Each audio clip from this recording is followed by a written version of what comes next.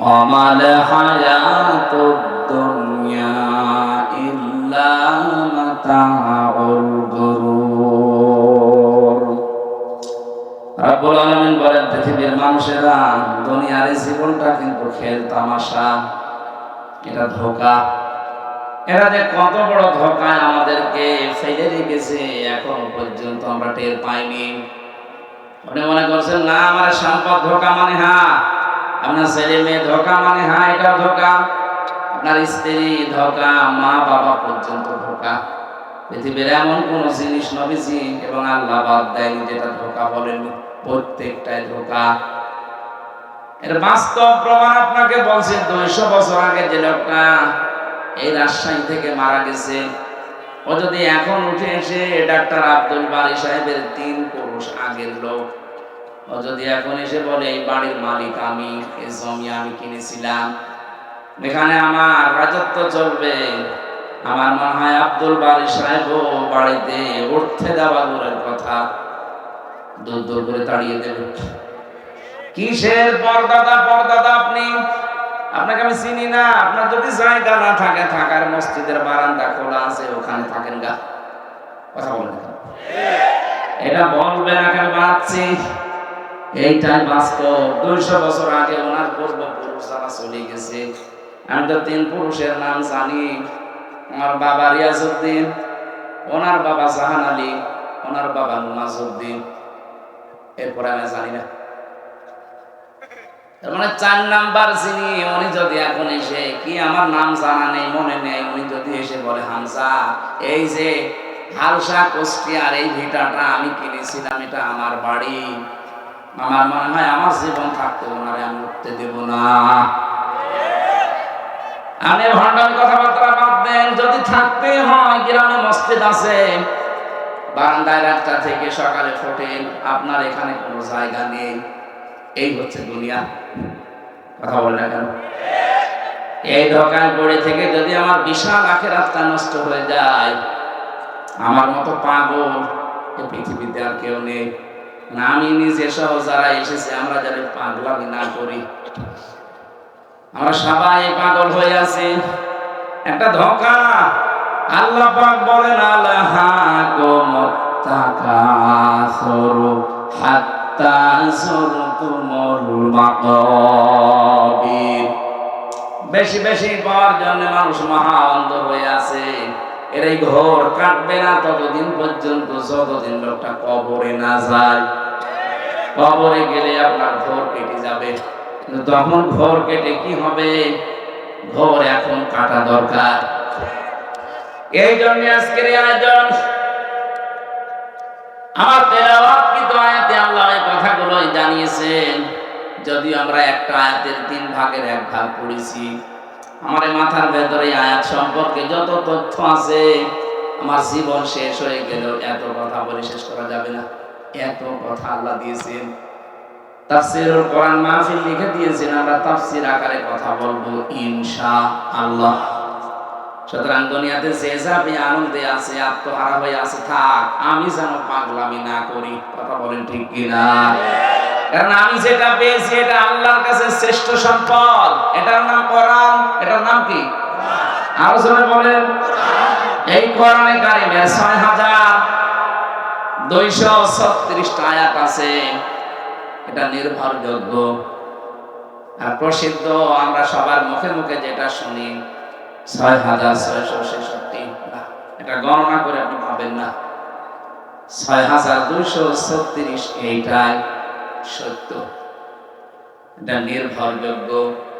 রব্বুল আলামিন এতগুলো আয়াতের মাত্র একটা আয়াতের 3 ভাগের 1 ভাগে আমাদের আহ্বান জানিয়েছেন, ইয়া আইয়ুহাল্লাযীনা আমানু,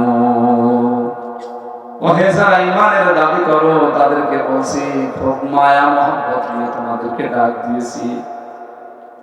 850 কোটির উপরে মানুষ এখন দুনিয়ায়। সবচেয়ে বেশি মানুষ বাস করে খ্রিস্টান ধর্মে।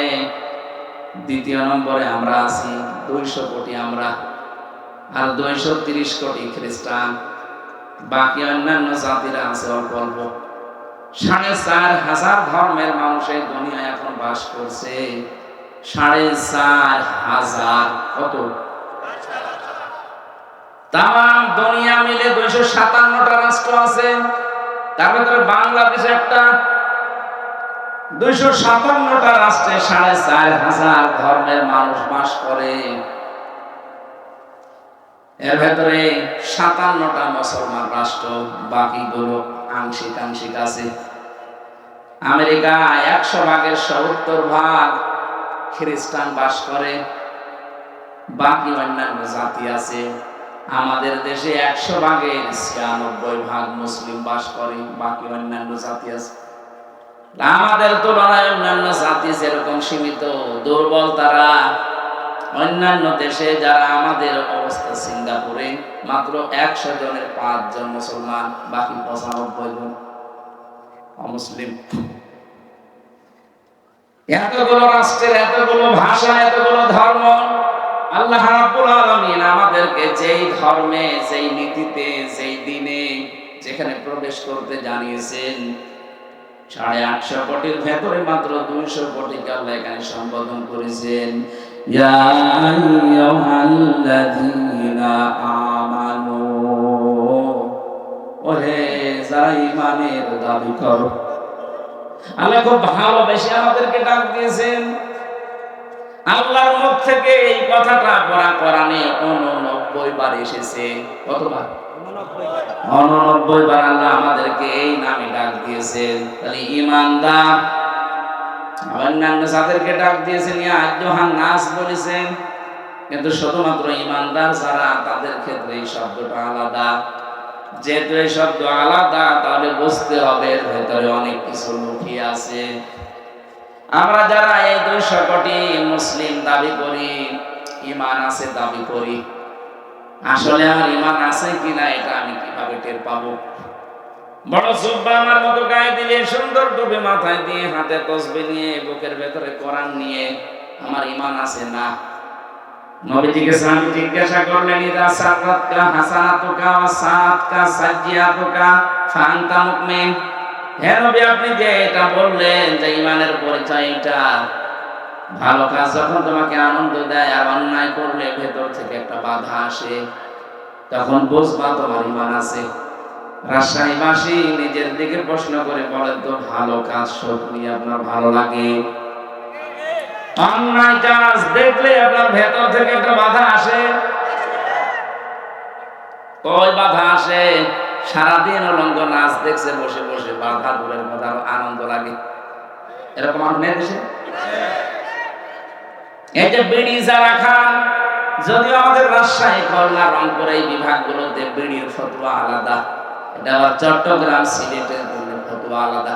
ওদের ইমাম সাহেব বিড়ি খায়।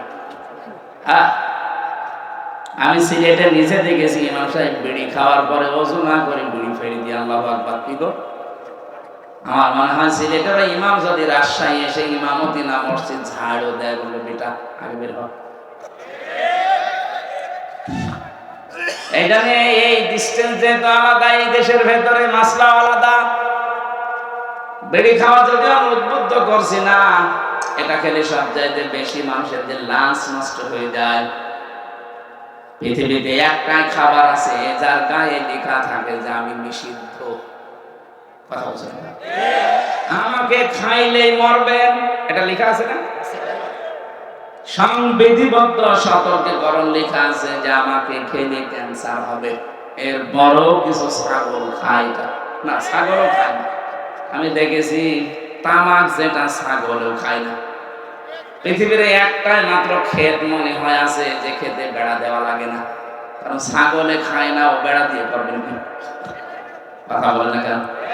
ছাগলে যেটা খায় না, এই পাগলগুলো সেটা খায়। আশা করছে এটা ছেড়ে দেবেন। এর বড় যদি না ছাড়েন, জেলখানার ভেতরে সব চাইতে বেশি চলে বিড়ি। ওখানে তো টাকা চলে না, বিড়ি টাকা উঠে। এক প্যাকেট বিড়ি দেবেন হয়তো 30 টাকা, 45 টাকা এরকম দিয়ে দেবে। সিগারেট দিলে 100 টাকা, 150 টাকা দিয়ে দেবে। টাকা তো না, ওই পরিমাণে মাল দেবে।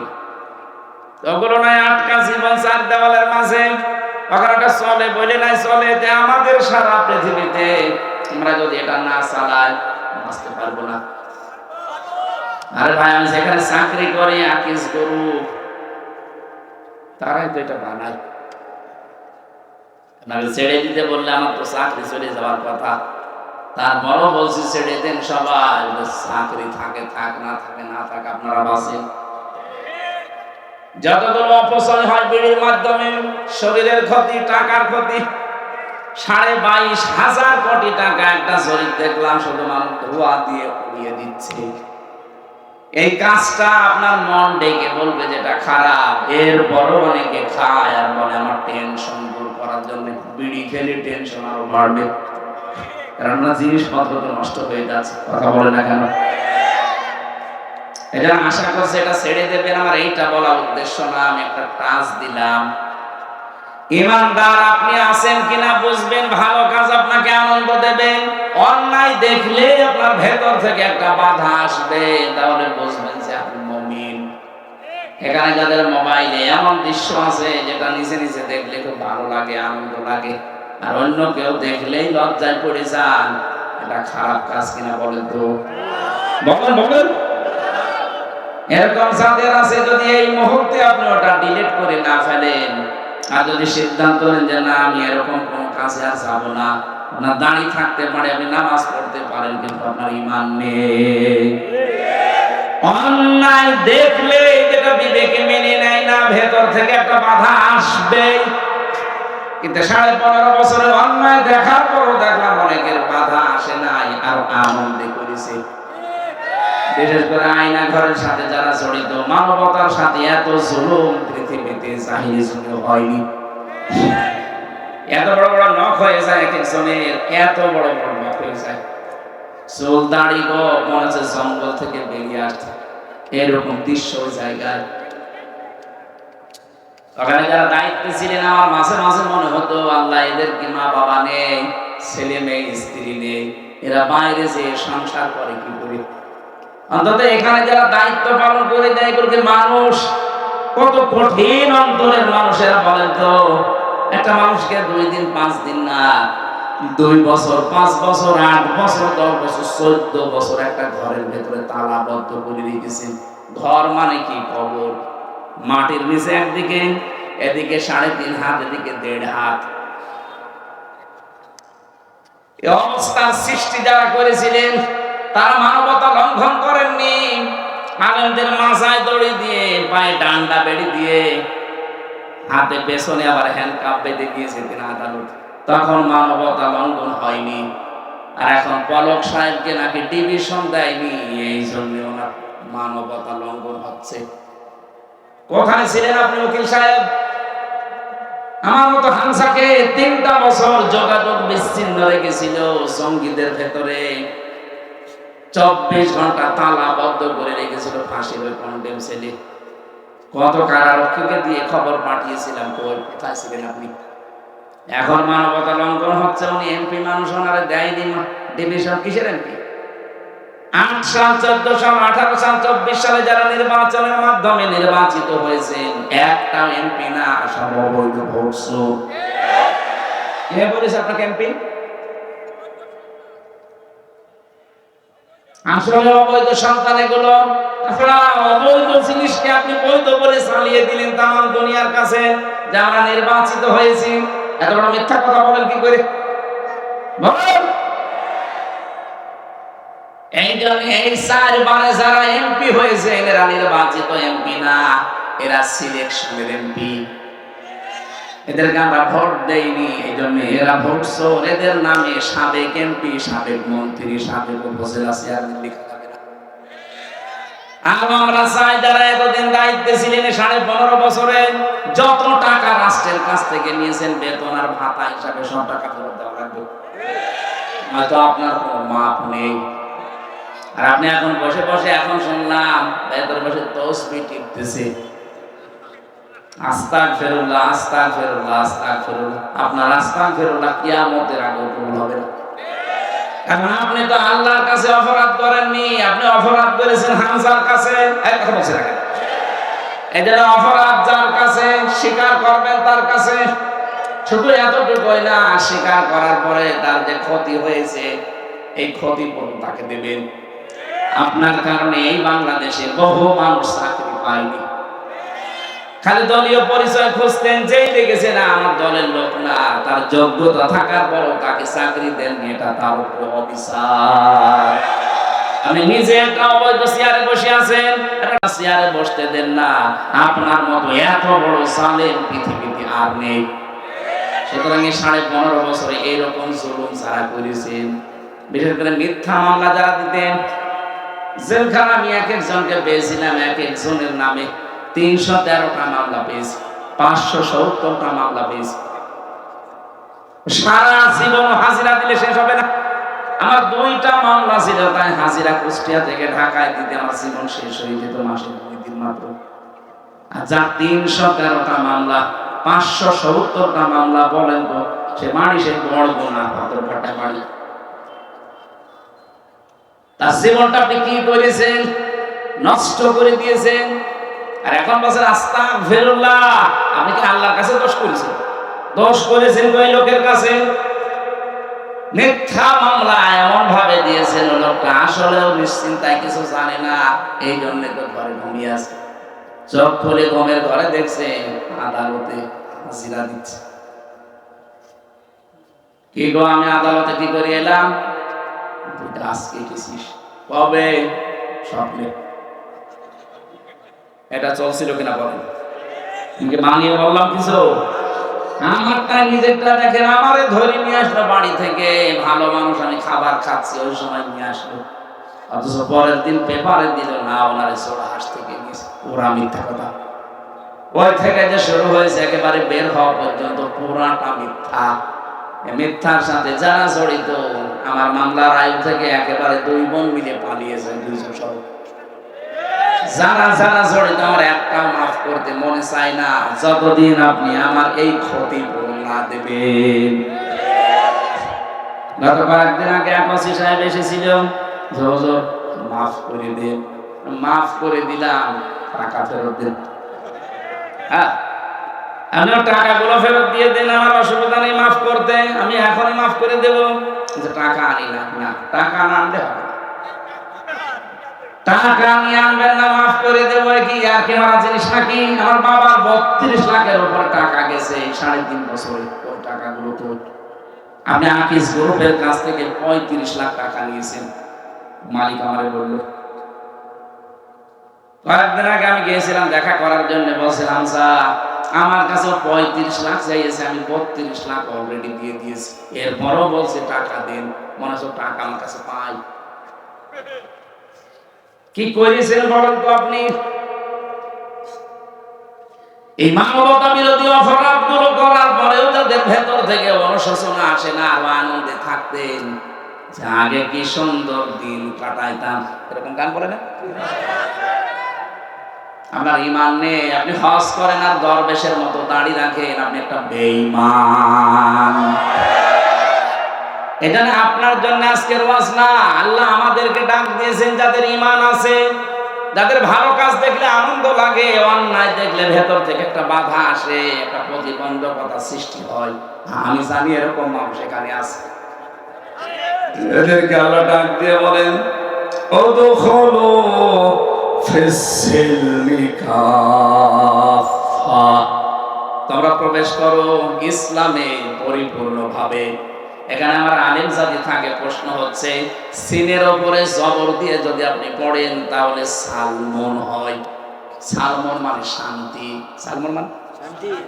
সিনের নিচে জের দিয়ে পড়লে হয় সিলমন, সিলমন মানে ইসলাম, সিলমন মানে কি? আল্লাহ কিন্তু ডাক দিয়েছেন ঈমানদারেরা তোমরা শান্তিতে প্রবেশ করো, না ইসলামে না, না এখানে শান্তি। সালমন তো আল্লাহ দেয়নি, সিলমন দিয়েছেন।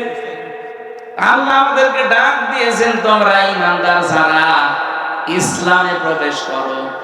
কেমন করে? আংশিক না পূর্ণাঙ্গ? পূর্ণাঙ্গটা কোথায় পেলেন? কই এখানে কই? কাফা, কাফা মানে পরিপূর্ণভাবে। অর্ধেক ঢুকবেন অর্ধেক ঢুকবেন না, হবে না। পরিপূর্ণভাবে ইসলামে আপনাকে প্রবেশ করা লাগবে। আবার আমার প্রশ্ন, আমি যে ইসলামে পরিপূর্ণ প্রবেশ করেছি আমি কিভাবে টের পাবো? টের পাওয়া লাগবে না?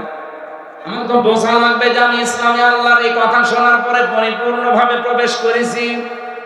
আমি যতগুলো তাফসীর মিলিয়েছি, মুফাসসিরিন ইকরাম বলেন, তুমি যদি দেখো তোমার এই প্র্যাকটিক্যাল লাইফে জীবদ্দশায় 5টা কাজ তোমার ভেতরে পাওয়া যাচ্ছে, তাহলে বুঝবা যে আমি ইসলামে পরিপূর্ণ প্রবেশ করেছি। এখন আপনি নিজের সাথে মিলাবেন, দেখবেন এই 5টা কাজ আপনার জীবনে আছে কিনা। 1 নম্বরে আনুগত্য, আত্মসমর্পণ। রব্বুল আলামিন বলেন আত্মসমর্পণকারী হওয়া লাগবে তোমাকে। কিভাবে আত্মসমর্পণ করবা? তোমাদের পিতা হযরত ইব্রাহিমের দিকে তাকাও, সে আত্মসমর্পণ করেছিল। ইয ক্বালা লাহু রাব্বুহু আসলিম ক্বালা আসলামতু লিরাব্বিল আলামিন। উনি গাছের মাথায় বসে কুড়াল দিয়ে কাঠ কাটছিলেন। আল্লাহ বলেন, ইব্রাহিম আত্মসমর্পণ করো। উনি বললেন, আল্লাহ এখানে বসে গাছের মাথায় কি করে? বলে, খাতনা করো। ওই জায়গায় বসে তিনি খাতনা করলেন কুড়াল দিয়ে, আর বললেন, আসলামতু লিরাব্বিল আলামিন। মহাবিশ্বের প্রতিপালক আল্লাহর সামনে আমি আত্মসমর্পণ করলাম। এখান থেকে শিক্ষা কি? হযরত ইব্রাহিম আমাদের জাতির পিতা, তিনি দুনিয়াতে জীবিত থাকা অবস্থায় 50টা পরীক্ষা দিয়েছিলেন। কয়টা? এর 50 নাম্বার পরীক্ষা এটা। মানে খাতনা পর্যন্ত করেছেন। যখনই আল্লাহ বলেছেন আত্মসমর্পণ, কি দিয়ে করব? যা আছে তাই দিয়ে। কি ছিল ওই সময়? কোড়াল ছিল, ওইটা দিয়ে কি কাটবে? বলে, হ্যাঁ খাতনা করো। খাতনার ভেতরে অনেকগুলো উপকার আছে। আর অন্যান্য ধর্মের যারা খাতনা করে না, ওরা বিজ্ঞান পড়াশোনা করার পরে, স্বাস্থ্য বিজ্ঞান জানার পরে দেখছে না এটা রোগ হয়। শেষ পর্যন্ত চুরি করে দেখা যায় অনেক হিন্দু খাতনা করে ফেলে। আমার যিনি ছিলেন ছেলে আরতের দোলাল, ওরে দেখলে মানুষ বলতো ফুল হাতা। ও কি? আর আমরা কথা বলছো না কেন? আমরা কি বলেন তো? আফাতা। আমরা কি? ওরা ছিল ফুল হাতা। ফুল হাতা সেইগুলো দেখেন, এইগুলো দেশকে অস্থিতিশীল করার জন্য, অশান্ত করার জন্য অনেক চেষ্টা চালাচ্ছে। আমার মনে হয় এদেরকেও ধরে হাফাতা করে দেওয়া দরকার।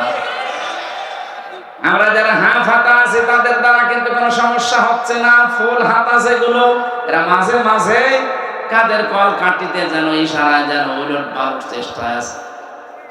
এই চিন্তা ভাবনা থেকে বের করার জন্য এদেরকেও হাফ হাতা করে দেওয়া লাগবে। হযরত ইব্রাহিমের সুন্নাত এটা, এখান থেকে শুরু হয়েছে খাতনা করা।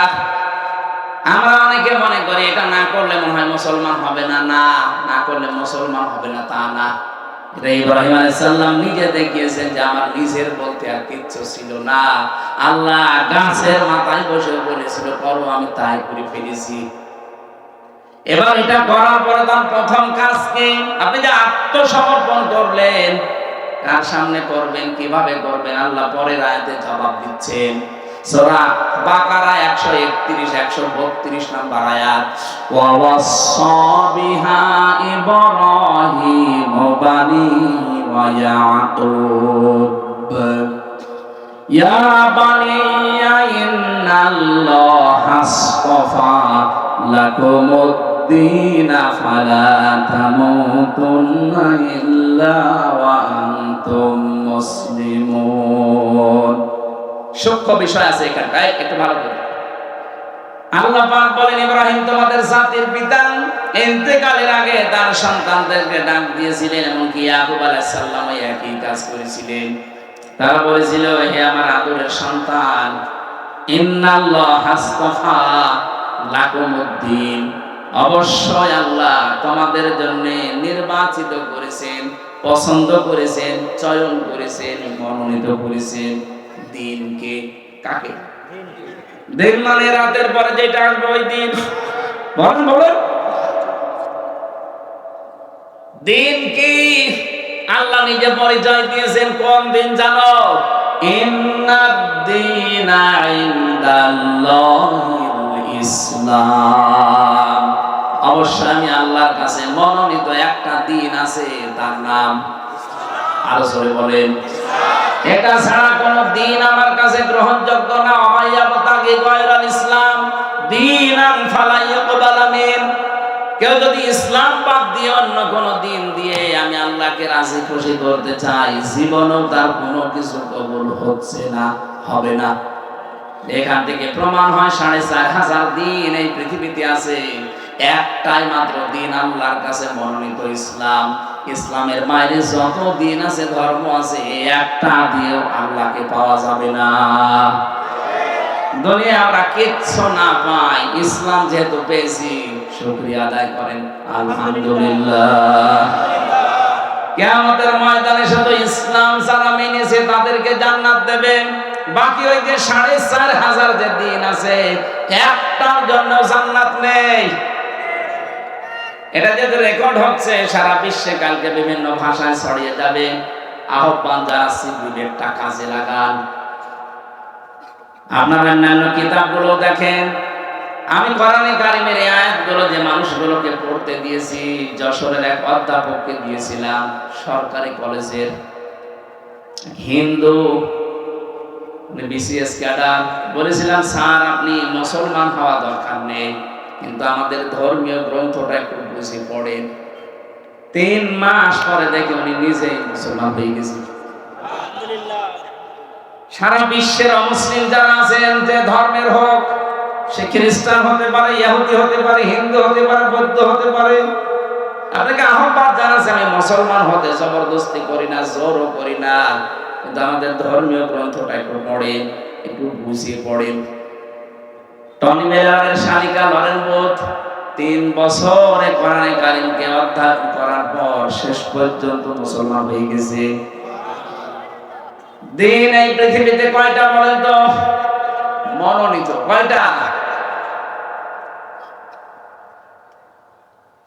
এবার আসেন তো, এই দিন, এই যে কবরে যাওয়ার পরে আপনি যে বলবেন মা দিনুকা, তোমার দিন কি? না, একবারে আপনি বলতে পারবেন না দিনুন আল ইসলাম। এই যে দিনুন আল ইসলাম, আমার দিন ইসলাম, এটা বলতে হলে দুনিয়াতে মাস্ট বি 5টা কাজ আপনাকে করাই লাগবে। না হলে কবরে যে প্রশ্নের দ্বিতীয় প্রশ্ন, এটা আপনি ধরা খেয়ে যাবেন। ১ নম্বরে দিন মানে জীবন ব্যবস্থা, রাষ্ট্রীয় আইন যেটা, এটা আমরা না বুঝলেও ফেরাউন বুঝেছিল। ফেরাউন ডাক দিয়েছে ওই সময়, একটা সূরা মুমিনে আছে, সূরা গাফির বলা হয়। ২৬ নম্বর আয়াতে আল্লাহ জানিয়েছেন, ওয়াকালা ফিরআউন যারুনি আকতুল মূসা ওয়ালিয়াদু রাব্বা ইন্নী আখাফু আইয়ুবাদদিলা দীনাকুম ইলা আখিরি আয়াত। ফেরাউন ডাক দিয়েছে, আমাকে ছেড়ে দাও, আমি মূসাকে হত্যা করব, সে তার রবকে ডাকুক। আমি ভয় পাচ্ছি, আশঙ্কা করছি সে আমার দিনকে পাল্টিয়ে দেবে। এখানে দিন মানে রাষ্ট্রীয় আইন। দিন মানে কি? রাষ্ট্র আইন। ফেরাউন বুঝলো দিন মানে রাষ্ট্রীয় আইন, আর আমরা মুসলমান এখনো পর্যন্ত দিন মানে যে রাষ্ট্রের আইন, এটা মানতে চাই না। আর এগুলো রাষ্ট্র থেকে বাদ দেওয়ার পায় তারা চলছে। এখন বলে না, দিন মানে রাষ্ট্রীয় আইন, এটা যতদিন পর্যন্ত বাংলাদেশে কায়েম না হবে, ন্যায় বিচারের নাম শুনবেন, ন্যায় বিচার দেখতে পাবেন না। আমার হাকামা বিহি আদালা, যারা কোরআন দিয়ে বিচার ব্যবস্থা কায়েম করবে, তারা ন্যায় বিচার কায়েম করতে পারবে। আমরা তো এইটাই চাচ্ছি বাংলাদেশে, শুধু মুখে বলি উড়িয়ে মানুষকে ধোঁকা দিয়ে বোকা বানিয়ে রাখবো না। এই 15.5 বছরে যারা দায়িত্বে ছিল, এই ধোঁকা দিয়েছিল যে আমরা ন্যায় বিচার কায়েম করছি, অথচ পুরাটা ছিল অবিচার।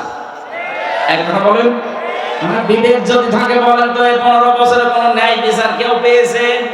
প্রত্যেকেই অবিচারে। আমি নিজে যেহেতু সাক্ষী, আমি তো অবিচারে ছিলাম, অথচ 5 তারিখের পরে আগস্টের দেখলাম পুরাটা উল্টিয়ে আমি কিছুটা ন্যায় বিচার পেয়েছি। আমার শুধু মামলা থেকে অব্যাহতি দেয়নি, শুধু জামিন দিয়ে শেষ করেনি, বলেছে একেবারে ঢিসমিস করে দিলাম। অথচ মামলাটা এত দিন ওই জজের কাছে ছিল। তারপরও তো কোরআনে কারিমের বিধান এখনো কায়েম হয়নি। কায়েম হলে দেখবেন একটা মিনি জান্নাত হয়ে যেত বাংলাদেশটা। আজ বিভিন্ন দুর্বিসন্ধিওয়ালা মানুষ যারা মেয়েদেরকে এবং মুসলিমদেরকে বোঝাচ্ছে ইসলাম যদি বাংলাদেশে চলে আসে তোমরা কিন্তু মুসিবতে পড়বা, কে বলেছে আপনাকে? আমির জামাত ডাক্তার শফিকুর রহমান এই জন্য ঘোষণা দিয়েছে, এই যে পর্দার বিধানটা নিয়ে অনেকে সমালোচনা করছেন, শুনেছেন ভালোভাবে। উনি কি বলতে চান আপনি বুঝেছেন? আর ভাই দেশে ৯৬% মুসলমান আমরা যারা, তাদের জন্য পর্দা করা ফরজ। অন্যান্য জাতি যারা আছে হিন্দু খ্রিস্টান বৌদ্ধ, ওরা যদি বলে না আমি পর্দা মানি না, তাহলে অসুবিধা কি? ওরা তো নাও মানতে পারে, কারণ ওরা তো মুসলমান না, তাদের স্বাধীনতা নেই। কথা বলেন না, ইসলাম কায়েম হলে তাদের স্বাধীনতা দেওয়া লাগবে না? আর আপনি উল্টা বুঝে বললেন না উনি পর্দা মানে না। পর্দা কি বোঝেন আপনি? তার পরিবার খাস পর্দা চলছে। আমি নিজে তার বাড়িতে গেছি একদিন। খালি উল্টা পাল্টা ধারণা করেন মানুষের প্রতি। কি আমল করেন আপনার? কি আছে আপনার ইসলামের জন্য? কি অবদান রেখেছেন?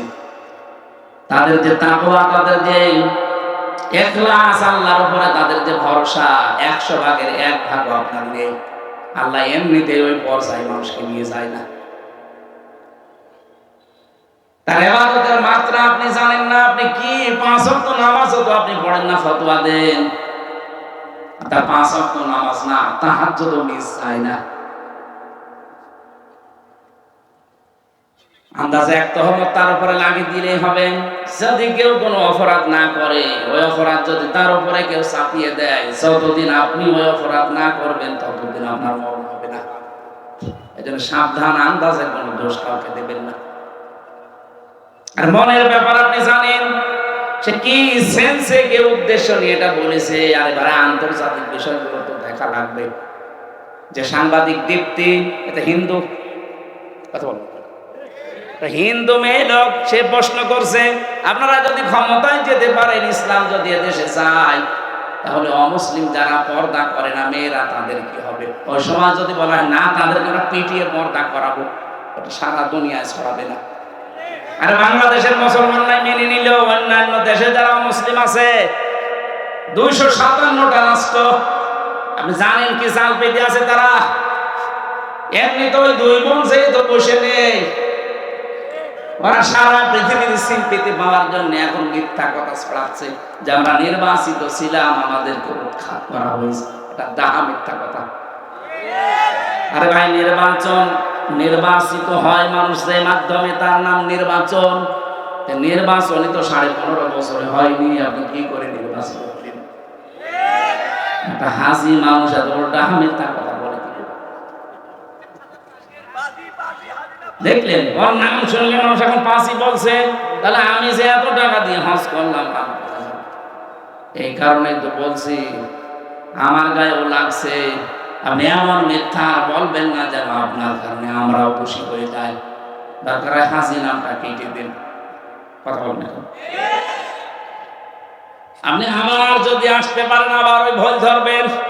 বিশাল এক পট্টি মাথায় দিয়ে, হাতে তসবিহ নিয়ে হাসি নামটা ব্যবহার করে বলবেন আমি উমরা করে আসলাম। আপনারা এবারের মতো আমার সুযোগ দেন।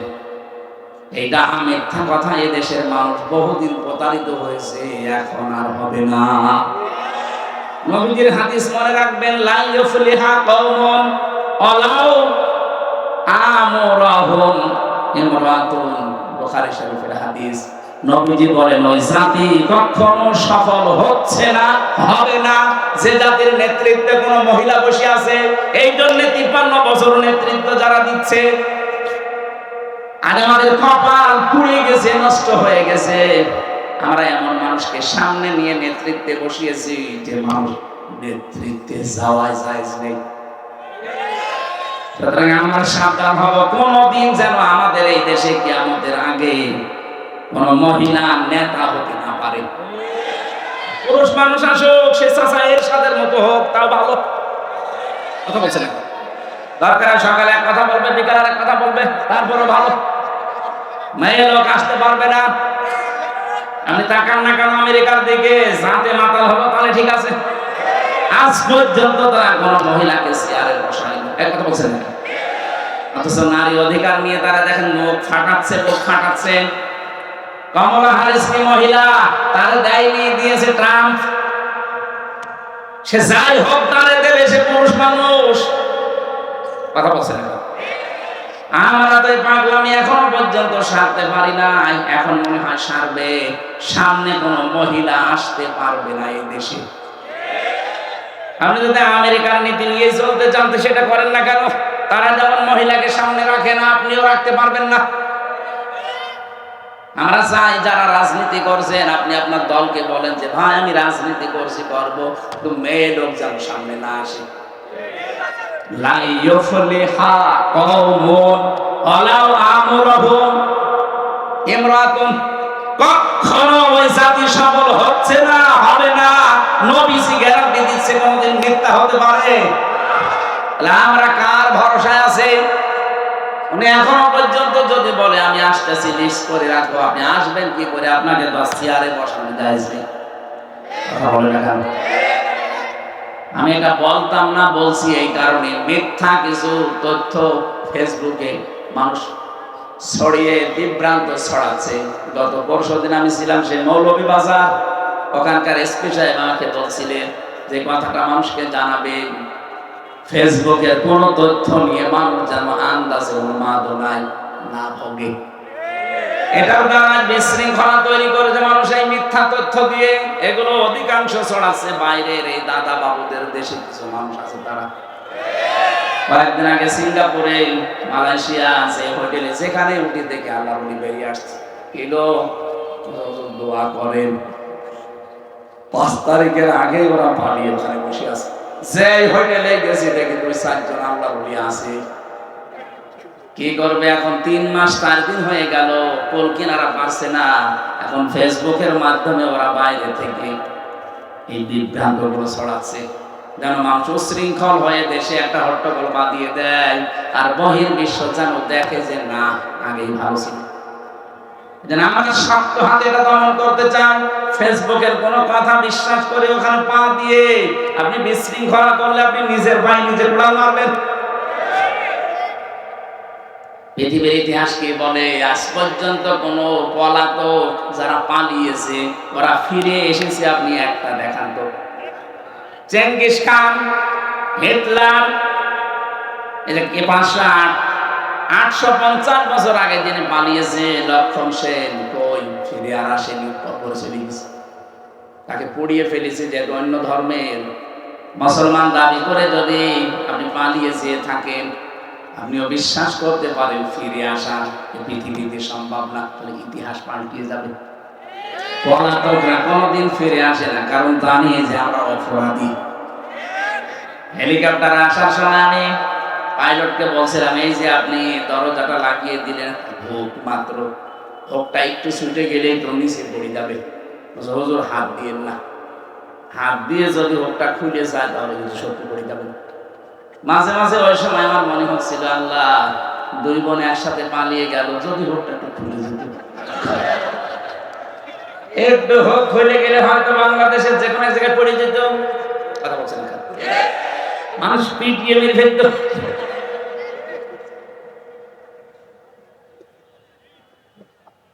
এবার প্রশ্ন আসতে পারে, নবীজি পালিয়ে গেল, উনি আবার ফিরে আসলে এটা কি হবে? হ্যাঁ, এবার শোনেন সূরা কাসাস 85 নম্বর আয়াত। নবীজি যখন নিজের ঘর থেকে বের হয়ে কাবা শরীফ পার হয়ে রাউহা নামক স্থানে ওই জায়গায় দাঁড়িয়ে কাবার দিকে তাকিয়ে নবীজি বলেছিলেন, কাবা, বড় শখ ছিল তোমার খেদমত করব, কিন্তু তোমার নিষ্ঠুর সন্তানেরা আমারে থাকতে দিল না। তখন আল্লাহ একটা আয়াত নাযিল করেছেন, সূরা কাসাস 20 নম্বর পারা 15 নম্বর পৃষ্ঠার 1ম নম্বর লাইনের 85 নম্বর আয়াত। ভালো করে শুনবেন, এখানে 2টা তথ্য আছে। ইন্নাল্লাযী ফারাদা আলাইকাল কুরআনা লারাদ্দুকা ইলা মাআদ। এখানে আলেম নেই, শব্দটা কি দেখেছেন? ইন্নাল্লাযী ফারাদা, অবশ্যই আল্লাযী ফারাদা আলাইকাল কোরআন, আপনার উপরে কোরআনের আইন মানা আমি আল্লাহ ফরজ করে দিয়েছি। কোরআনের আইন মানা কি? আরো জোরে বলেন। নবীজি যে মক্কাতে যতদিন ছিলেন উনি কি নিজের আইন প্রতিষ্ঠার জন্য না কোরআনের আইন? কোরআন আইন যারা প্রতিষ্ঠা করার জন্য ফরজ মনে করে কাজ করে, আল্লাহ পরের শব্দে দিয়েছেন লা রাব্বুকা ইলা মাআদ, লামে তাকিদ। আল্লাহ গ্যারান্টি দিচ্ছেন, হে নবী আজকে আপনি যেখানে দাঁড়িয়ে কাবার দিকে মুখ করে আফসোস করছেন, আমি আল্লাহ গ্যারান্টি দিলাম আপনি যদি কোরআনের আইন কায়েম করার জন্য প্রতিষ্ঠা করার জন্য এটা ফরজ মনে করে কাজ করতেন। কোরআনের আইন প্রতিষ্ঠা করা নফল না ফরজ? আরো জোরে বলেন। কেন ফরজ? যত নবী আল্লাহ পাঠিয়েছেন বড় বড় 4 জন নবীর নাম আল্লাহ ব্যবহার করেছেন সূরা শূরা 13 নম্বর আয়াতে। বড় বড় 4 জন নবীর নাম, এমনকি মুহাম্মদুর রাসূলুল্লাহকে আল্লাহ বলেছেন নবী আপনাকে আমি আদেশ দিলাম আন আকিমুদ্দিন, দিন কায়েম করা লাগবে। দিন কায়েম করা মানে কোরআন কায়েম করা। কথা বলেন কেন? অনাদান ফারমাকু ফি, এই বিষয়ে কোনো মত পার্থক্য ফতোয়াবাজি চলবে না। এই আয়াতগুলো দ্বারা প্রমাণ হয় কোরআনের আইন যারা প্রতিষ্ঠার জন্য চেষ্টা চালাবে, এই মানুষগুলো যদি বাধ্য হয় দেশ ত্যাগ করতে, হিজরত করতে, চলে যেতে, আল্লাহ গ্যারান্টি দিয়ে বলেছেন অবশ্যই আপনাকে আমি এই জায়গায় আবার ফেরত নিয়ে আসবো। এই জন্য এই বাংলাদেশে কোরআনের কারণে, কোরআনের আন্দোলন করার কারণে প্রতিষ্ঠার জন্য যারা টিকতে পারে নাই, হয়তো দেশ ত্যাগ করেছে অথবা গোপনে ছিল, কথা বলছেন না, অথবা এমন কোন জায়গায় চলে গেছে যে আসার মতো না, এই মানুষগুলোকে আপনি দেখবেন আল্লাহ পাক ঠিক তাদের মর্যাদা দিয়ে আবার ফেরত নিয়ে আসবে। লা রাব্বুকা ইলা মাআদ, অবশ্যই আমি আল্লাহ ফেরত নিয়ে আসবো আপনাকে। এর বাস্তব প্রমাণ মাওলানা আবুল কালাম আজাদ, ওই যে দাঁড়িয়ালাটা, এই কথা বলছেন না, মিথ্যা মামলা বাচ্চু রাজাকার নাম দিয়ে চালিয়ে দিয়েছিলেন। যারা জীবন্তি অবস্থায় ছিল কোরআনের কারণে, এদেরকে আল্লাহ জনগণের কাছে ফিরিয়ে দিতেন। আপনারা যদি ঔষধ দিয়ে মেরে না ফেলতেন, কয়েক বছর হায়াত পেত। আমি যদি ঔষধ দিয়ে ইনজেকশন দিয়ে মেরে না ফেলতেন, আমি তো তার সাথে ছিলাম, একদিনের জন্য হলে দেখা হয়েছিল আমার। যদি সত্যি আপনারা এই মিথ্যা ধোঁকাবাজি করে তারা বললেন চলেন আপনাকে হাসপাতালে নিয়ে যাব, হাসপাতালে নিয়ে যাব কি বলেছিলেন? জেলার পরের দিন আমাদেরকে বলেছে ওনার অসুস্থ, হাসপাতালে নিয়ে গেছে, অথচ উনি নিজে জানে না যে উনি অসুস্থ। কি কায়দা দেখেছেন? বলছে আপনি অসুস্থ, আপনাকে হাসপাতালে নিয়ে যাব। উনি বলছে কই আমি তো ভালো আছি, বলছে না আপনি অসুস্থ। চাচা এরশাদকে নাকি নির্বাচনের আগে ধরে নিয়ে বলছে আপনি অসুস্থ, চলেন হাসপাতালে, বলছে কই আমি ভালো আছি, বলছে না আপনি অসুস্থ। কোরআনের পাখিকে ঠিক এইভাবে ধোঁকা দিয়ে বলেছে আপনি অসুস্থ, চলেন, আপনাকে অসুস্থ সুস্থ করে আপনাকে ছেড়ে দেওয়া হবে। পরিবারস্থ লোক বাইরে অপেক্ষা করছে, এই জন্য উনি হাসিটা দিয়েছিলেন। উনি মনে করছে আমি তো বাইরে চলে যাচ্ছি, আমার পরিবারের লোক, আমার দলের লোক, আমার দেশের লোকের সাথে দেখা হবে। তো শয়তানরা যে ফাঁক পেতে রেখেছিল, ইনজেকশন দিয়ে ওনারে বিদায় করে দিলেন, নয়তো আল্লাহ অবশ্যই কোরআনের এই ময়দানে তাকে আবার ফিরিয়ে নিয়ে আসতে। এই জন্য হিজরত যারা কোরআনের বিরুদ্ধে অবস্থান নিয়ে করে, যারা পালিয়ে যায়, তাদেরকে আর ফিরিয়ে আসার গ্যারান্টি আল্লাহ দেয়নি। কিন্তু কোরআনের কারণে কেউ যদি টিকতে না পারে, ওরা যদি হিজরত করে, পালিয়ে যায়, দেশ ছেড়ে চলে যায়, বন্দী অবস্থায় থাকে, মাস দিয়ে আল্লাহ তাদেরকে ফিরিয়ে আনবে। হায়াত যদি শেষ হয়ে যায় সেটা আলাদা কথা। নবীজির যেহেতু হায়াত শেষ হয়নি, 13 বছর অত্যাচারিত হওয়ার পরে বিদায় নিয়েছিলেন হিজরত করে, কিন্তু আল্লাহ আবার সসম্মানে 10 বছর মদিনার রাষ্ট্রপ্রধান করে নিয়ে এসেছেন। বলেন তাহলে যদি 13 বছর অত্যাচারের পরে 10 বছর রাষ্ট্র ক্ষমতা দিতে পারে, আমরা আজ 15 বছরের অধিক নির্যাতিত, দেশটার ভেতরে জেলখানার মতো ছিলাম আমরা প্রত্যেকেই। আমাদের তো আর মনে হচ্ছে 2 বছর বেশি হয়ে গেছে। আল্লাহ আমাদেরকেও 10 বছরের জন্য দেশটা হাতে তুলে দাও। নবীজিকে যদি দিতে পারে, নবীর উম্মত যারা, তাদেরকে আল্লাহ দেবে না? বলেন। দুর্বল যাদেরকে করে রাখার চেষ্টা করা হয়, আল্লাহর গ্যারান্টি তাদেরকে জমিনের ওয়ারিস আল্লাহ বানিয়ে দেয়। এটা সূরা কাসাসের 5 নাম্বার আয়াতে আছে।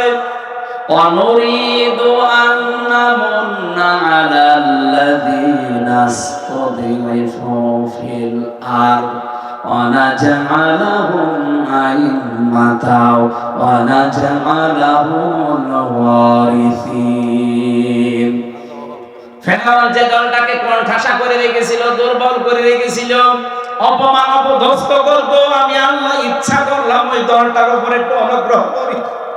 আমি আল্লাহ এমন অনুগ্রহ করেছি, আমি জমিনের শাসন ক্ষমতা তাদেরকে নেতা বানিয়ে দিয়েছি, এবং ওই জমিনের মালিক আমি আল্লাহ উত্তরাধিকারী বানিয়ে দিয়েছি। এরা যদি আল্লাহ হাজার হাজার বছর আগে করতে পারে, ওনার শক্তি এখন আর নেই। বলেন। মাস পেউনিয়নে আমাদেরকে দেখাবে, কোরআন আমরা 100 বার বিশ্বাস করি। কেন দেখাবে? অনুমাক্কিন আলাহুম ফিল আরদ, জমিনে আমাদেরকে আল্লাহ ক্ষমতা দেবেন। ও নুরিয়া ফিরআউন ওয়া হামান ওয়া জুনুদাহুমা মিনহুম মা কানু ইয়াহজারুন। আল্লাহ পাক বলেন, ফিরআউন, হামান এবং তার সৈন্যদেরকে আমি দেখাতে চাই, যারা সবচাইতে বেশি ভয় করত মুসার দলকে, তাদেরকে আমি ক্ষমতা দিয়ে দিয়েছি। 53 বছরে সবচেয়ে বেশি প্রত্যেক জালেম এবং মুনাফিকরা ভয় পায়, না জানি যাদেরকে বেশি কোণঠাসা করে রাখলাম তারা আবার ক্ষমতায় চলে আসে কিনা। আল্লাহ পাক মনে হচ্ছে আমাদের উপরে এখন মরণ করেছে। আগস্টের 5 তারিখের আগে আপনি জরিপ দেখেছেন, মাত্র 100 জনের 15 জন মানুষ চাইতো দেশে ইসলাম কায়েম হোক। 3 মাস 4 দিনের ব্যবধানে গতকালকের জরিপ দেখেছেন, 100 জনের 58 জন মানুষ এখন চাচ্ছে দেশে ইসলাম কায়েম হোক। আয়াতগুলো আমার মনে হচ্ছে বিশ্বাস যে আল্লাহ দেখাবে। কথা বলেন না? আরে ভাই, মানুষের অন্তর তো আল্লাহর কুদরতি হাতে, উনি একটু ঘুরিয়ে দেবে। পারবে না উনি? এইজন্য এই মনোনীত দ্বীন আল্লাহর কাছে ইসলাম, এটার ভেতরে আমরা যারা আছি, আপনি মনে করবেন যদি ইসলাম মানতে পারেন, তাহলে ইসলামের ভেতরে আপনি প্রবেশ করেছেন আল্লাহর এই কথা অনুযায়ী, আনুগত্য, আত্মসমর্পণ, এটা 1 নম্বরে আপনার ভেতরে পাওয়া যাবে। 2 নম্বরে ইখলাস পাওয়া যাবে। কি পাওয়া যাবে? প্রত্যেকটা কাজে আল্লাহর জন্য, মানুষ দেখানোর জন্য না। 3 নম্বরে বিশুদ্ধ আকীদা তৈরি হবে আপনার। যদিও বাংলাদেশ সহ বিশ্বে, বিশেষ করে বাংলাদেশ, ভারত, পাকিস্তান, এই 3টা দেশে জামাতি ইসলামী নেই। বলেন। এই 3টা দেশে আমি গেছি, দেখেছি এই মুসলিম দলটার উপরে কিছু আলেম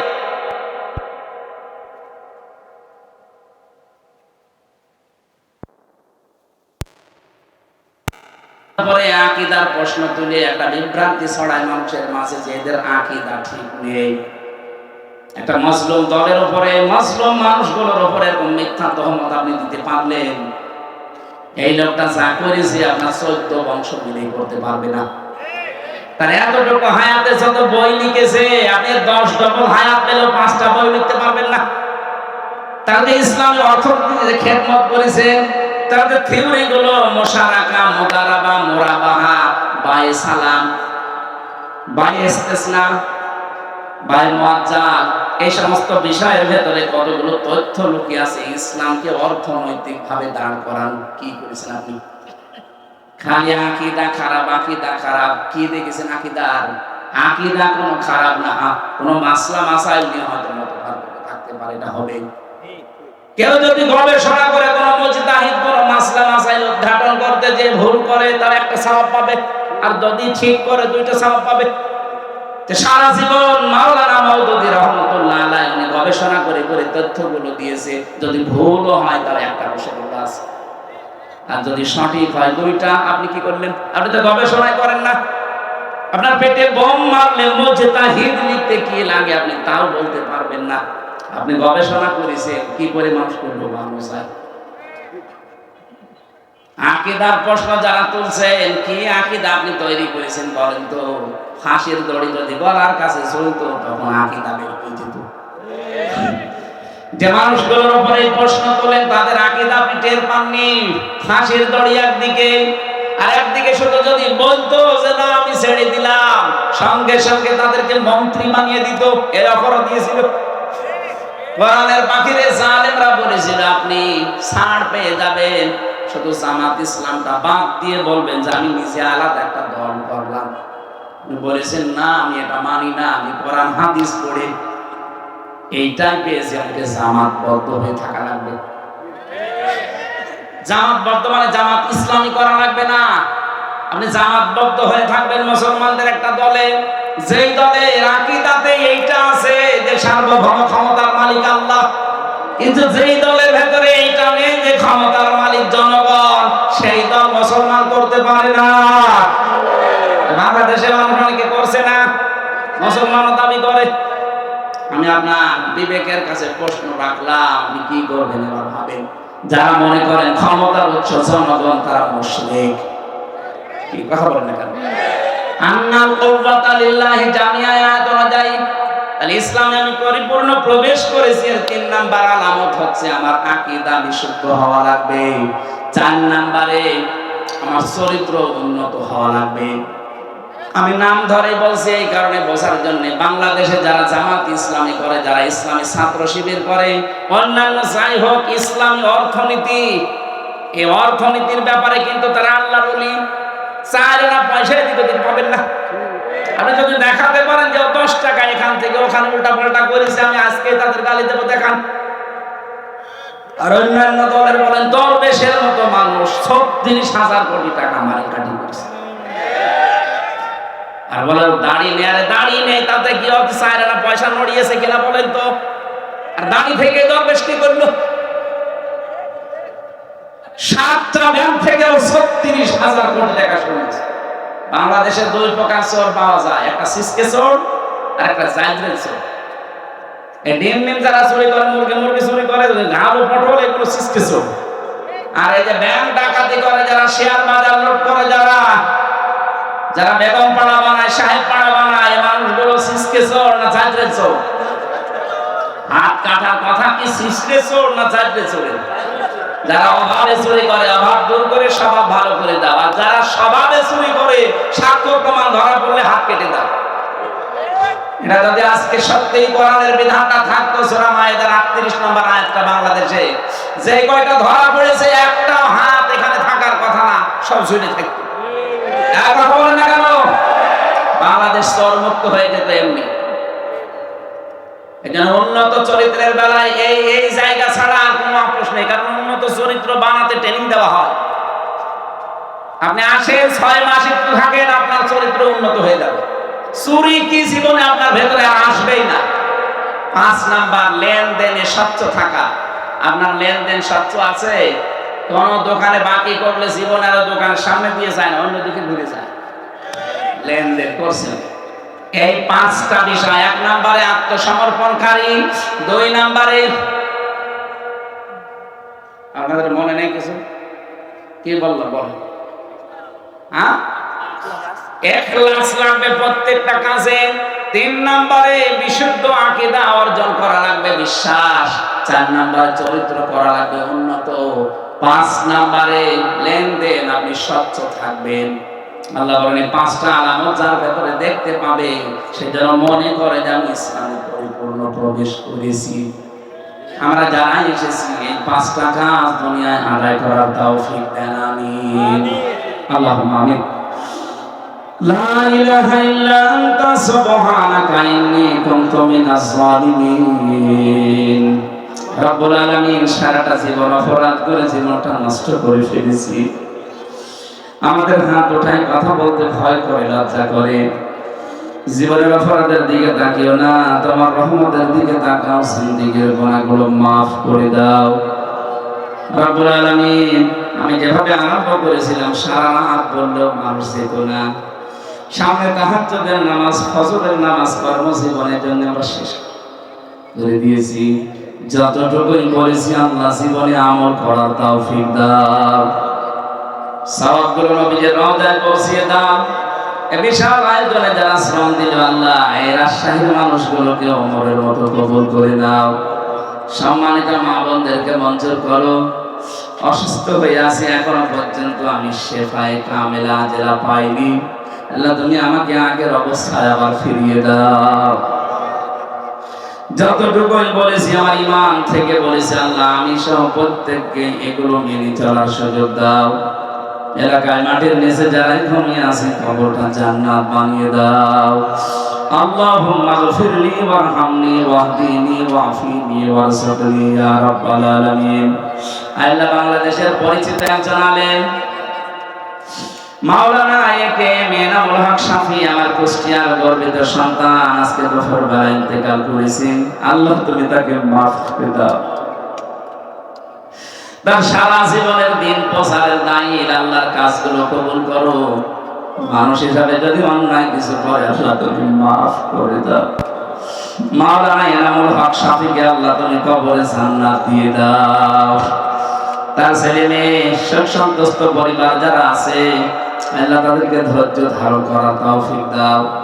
তার স্ত্রীও কবরে আছে, আল্লাহ তুমি মেহেরবানি করে তার স্ত্রীকেও মাফ করে দাও। আমি আবার বলছি আমার কুষ্টিয়ার কৃতি সন্তান আলেমে দ্বীন সারা বাংলার প্রিয় মুফাসসিরে কোরআন মাওলানা এনামুল হক শাফি, আল্লাহ তুমি তাকে জীবনের মতো মাফ